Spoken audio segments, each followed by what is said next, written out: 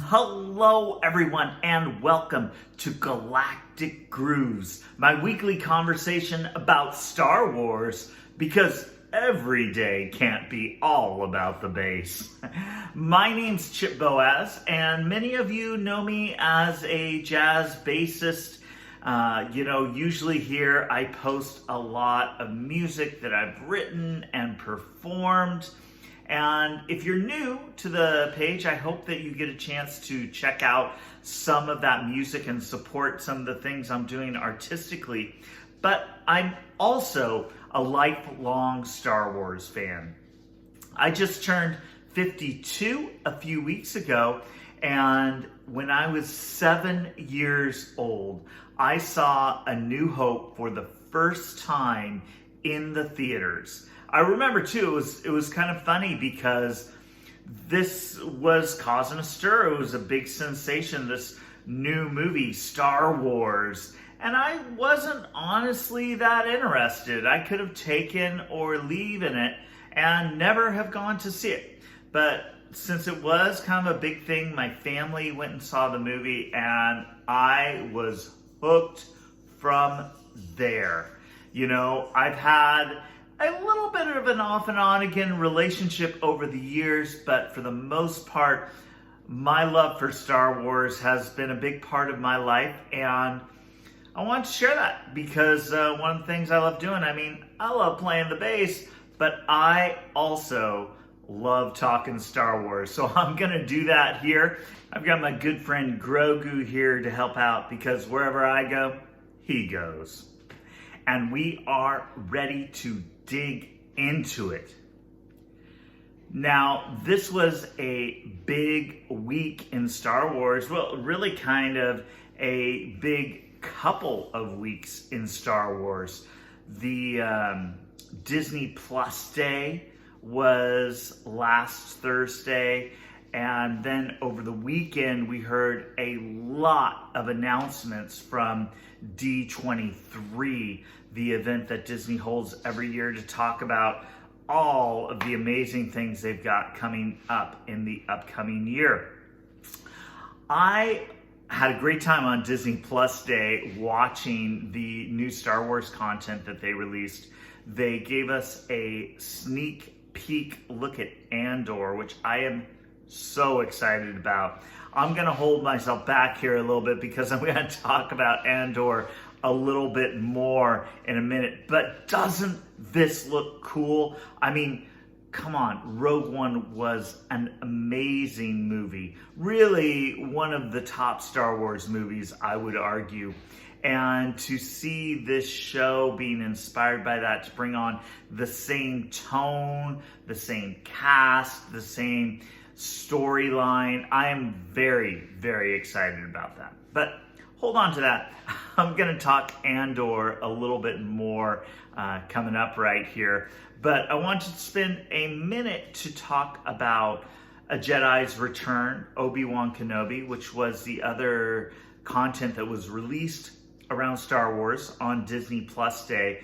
And this was about an hour documentary about the making of the Obi-Wan Kenobi series, which I loved. I've loved all the Star Wars series that have come out on Disney Plus so far, but Obi-Wan Kenobi I thought was really beautifully told, wonderfully acted, and the story was so powerful. It threw little twists and turns in there. The whole idea of young Leia being a focus of the show was brilliant. I thought the in-depth look at Anakin and Obi-Wan's relationship and how that really was the core of the story, right? And how that affected Obi-Wan Kenobi, and we're getting like this much bigger picture of Obi-Wan and what he experienced and why he was the person he was. And I think the Obi-Wan Kenobi show really fleshed that out in a beautiful way. Now, I might need to come back and do a whole show where I break down the season and talk about it, because it does have a very kind of near and dear place in my heart right there. But I just want to quickly talk about A Jedi's Return, and this is another one I might come back and do a whole show on. But I just wanted to touch on briefly because there's so much news to talk about from D23. But A Jedi's Return was really, really great. And I love all of these kind of behind the scenes peeks that we're getting through the content on Disney Plus.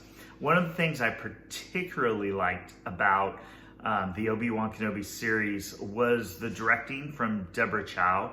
I thought that she did a magnificent job, not only telling the story, but boy, framing the shots, the look and feel of the show was just so well done. It was really cool to hear commentary from her about her ideas around the show and how that all played out. And of course, it was really endearing to see the relationship between Hayden Christensen and Ewan McGregor, and how they built something during the prequel filming, and just to see that come to life, it was really powerful and really beautiful. And I will come back and dig into this. I've got so much D23 to talk about today, but if you have not seen A Jedi's Return, I would suggest watching it. It's well worth an hour of time, and it really gives you a lot of insight into the show. But that's for another day. Let's talk D23.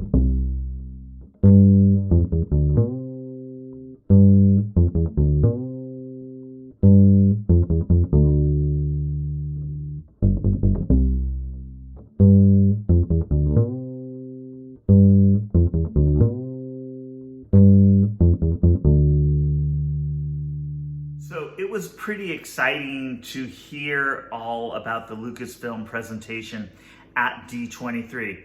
And I'm going to be perfectly honest, I was not there in Anaheim to see the presentation, so I did not get, the inside scoop. I didn't see the special films and pictures and things that they showed on screen, but did not publish on the internet. But we got a good sense of what happened there, and the internet has been buzzing with the looks at all of the things that went down there. So I just want to share my thoughts on what happened there, because there were a lot of big announcements. So let's dig into it. And I'm gonna start off by talking about the things that we didn't get to see online right here. We just heard that they talked about and got some of the news right there, which I would have liked to have seen, but let's talk about what we got. First thing, January 4th, 2023, we're going to get season 2 of The Bad Batch. I cannot wait for this. I loved season 1 of The Bad Batch. I thought, I'm going to be honest for a minute. So I remember when the final season of the Clone Wars debuted on Disney Plus, super excited about it because, of course, we all loved the Clone Wars, right? That was an amazing show that took us on such a wonderful journey. It was so cool that we got to see it kind of completed there in that final season. But I was scratching my head a little bit over the whole Bad Batch arc and why that was even there. And well, it was cool. I was so excited to find out what happened to Ashoka and see how this all led into Return of the Sith and how this all played out. That I was a little bit like, all right, okay, Bad Batch, that's cool, but let's move past this. And then when they announced that this was going to be the new show, once again, I was a little bit like, yeah, okay, I mean, I'm excited, I'll watch it, sure, but what is this thing going to be all about, right? And then they started showing all the trailers, and we saw a bunch of pictures of Omega, and I was like, this is going to be a kid's show. This isn't going to be like the Clone Wars. What is this all about? But, of course, hey, I'll give it a chance. If it says Star Wars, I'm going to check it out, right? So I watched The Bad Batch, and it was a very, very cool story that really made me think a lot about the clones in particular and their whole part in, the whole Clone Wars saga, but how that played out into the Empire taking over and Order 66 and the fall of the Jedi and all of that. I think the most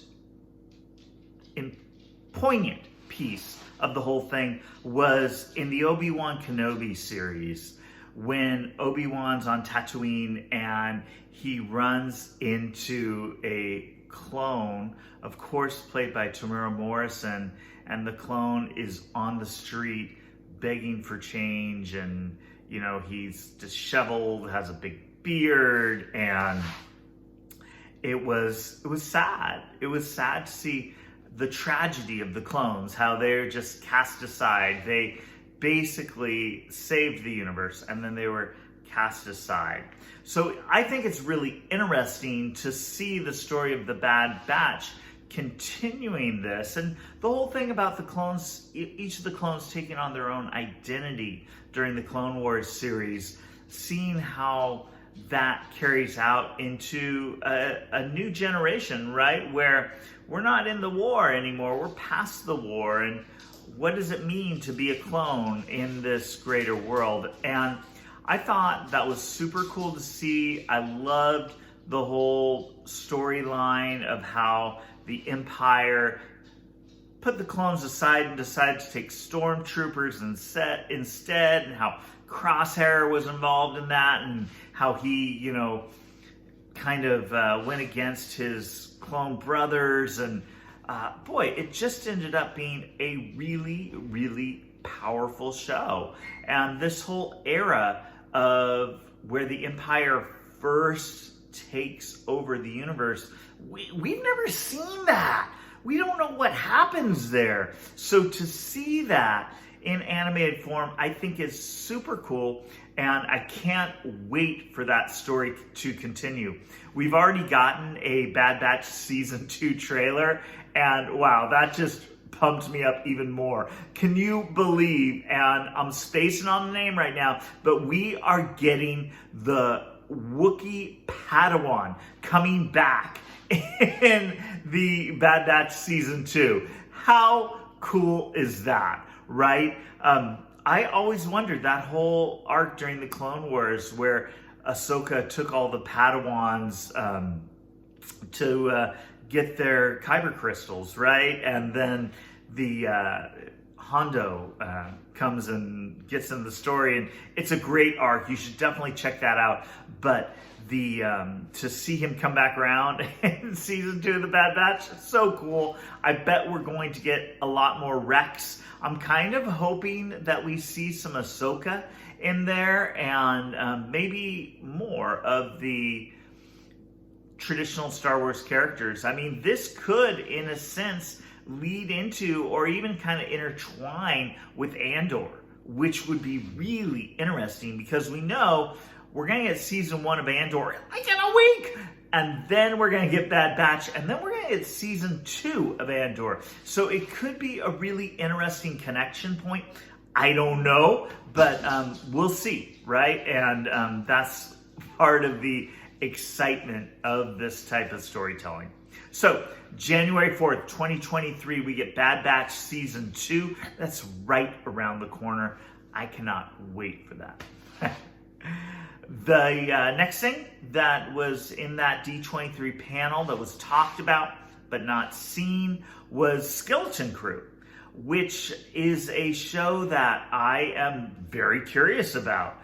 I honestly don't know much about it, right? We know very, very little about this. We know that John Watts is producing this. I love the work that he did on the Spider-Man trilogy, right, with Tom Holland. He really, boy, over the course of those 3 movies, he told a Spider-Man story that I never knew that I needed, but now that I know, I absolutely love it, and I thought it was brilliant. So I can't wait to see what he does with Skeleton Crew. Actually, I thought it was kind of interesting. Jon Favreau was talking after D23 in some interview somewhere, and was saying that he was in Spider-Man 3, right? So John Watts directed that, and they spent time together, and they talked about this, and it was like that connection in Spider-Man 3, where Jon Favreau, who's very involved in Star Wars, got talking to John Watts, and this idea was thrown out, and this whole thing came together. I thought that was a really interesting bit of synergy there that made the whole thing happen. But the show, so again, we know very little. We know Jude Law is going to be in the show. We know it's about children being lost in space, and we know that it is set in the New Republic era. So this is after Return of the Jedi. Interesting and fun stuff. Okay, I'm up for it. I'm a pretty easy sell, right? It basically has to say Star Wars, and I'm like, all right, I'm in, right? But I am wondering what this is going to be and how this will tie into the greater storyline. Or not. Maybe this will be a totally independent thing. I think Disney has done a really great job at expanding the Star Wars universe by introducing us to new characters and letting us see things that happened when Luke, Leia, and Han weren't on screen, right? That's pretty powerful stuff, and that could be great storytelling.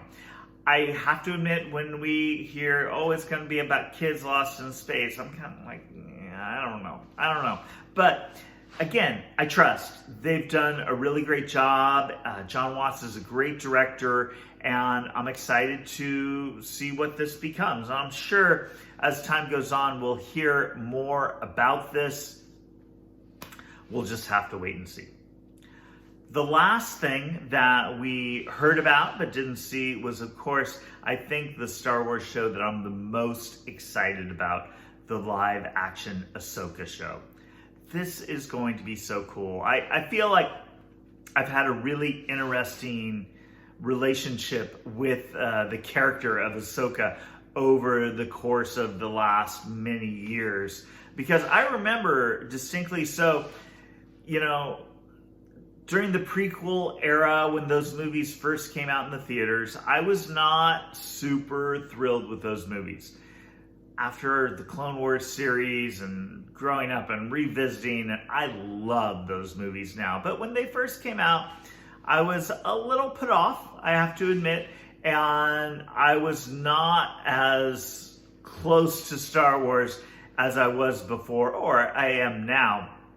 And then when the animated Clone Wars series started as a movie that was released in the theaters, of course, I went to go see it, and I'm sorry, it was not good. The whole thing was Zero the Hutt, and Ashoka seemed like just this little kind of bratty kid that, at the time, in my vision, it really seemed like it just kind of made Star Wars silly. And I didn't want Star Wars to be silly. I want Star Wars to be fun. I want Star Wars to be exciting. I want Star Wars to be Star Wars. And I was not open enough at the time to see that it was going somewhere or to give it a chance. So, I actually didn't even watch the Clone Wars series after that. I was so put off. And this whole Ahsoka thing, I was like, no way. A few years later, I came back to the Clone Wars on Netflix, and I actually watched the whole thing with my daughter, and she, right from the start, was a big Ahsoka fan, and I grew to see that what an important part of the story the character of Ahsoka was, and what a huge impact she had on Anakin's journey, and how she really exposed the Jedi for what they were and how powerful that was. That was pretty amazing, and boy, such a powerful character. So now I'm on Team Ahsoka. I love and cannot wait to see the live action show. I really enjoyed seeing Rosario Dawson both in The Mandalorian and in the Book of Boba Fett, and think she does a really great job as Ahsoka. She definitely kind of has a physical resemblance to the animated character, but more than that, you can really tell that she's studied the animation, that she's studied Ashley Eckstein's vocal performance, and has really embodied the character, really has a lot of love and respect for the character, for the universe, and I think she's doing a great job for this. And we were left on this cliffhanger at the end of Rebels, right? Where Ahsoka and Sabine were going to go off and find out where Ezra was, right? So I've been waiting for that ever since Rebels ended. And it seems like we're going to get that story. I'm wondering if that is exactly the story or not. I hope it is, but it could be something more, and that's really exciting, right? Because this is a time in the Star Wars history that is not largely explored. What's going on with the Jedi? What's going on with the Force? And how does Ahsoka play into that? I'm very, very curious about that. Now, she did say in The Mandalorian, she was looking for Grand Admiral Thrawn, which we're going to see Thrawn in live action. That's amazing right there on its own. And I can't wait to see that. So, we've gotten confirmation that Natasha Louis Bordizzo is going to be in there as Sabine. So we know Sabine's part of it. We, for the little look that we got, a little sneak peek, this was a couple months ago, we did see what looked like the back of Hera Syndulla walking across the ship that looked a lot like the Ghost. So it seems like we might get that. There have been rumors that have not been confirmed by Disney, but rumors that Iman Esfandi has been cast as Ezra Bridger, which is very, very interesting. Honestly, I don't know how I feel about that, because that might mean that Ezra plays a role right away. I thought part of it was going to be the search for Ezra. But, who knows?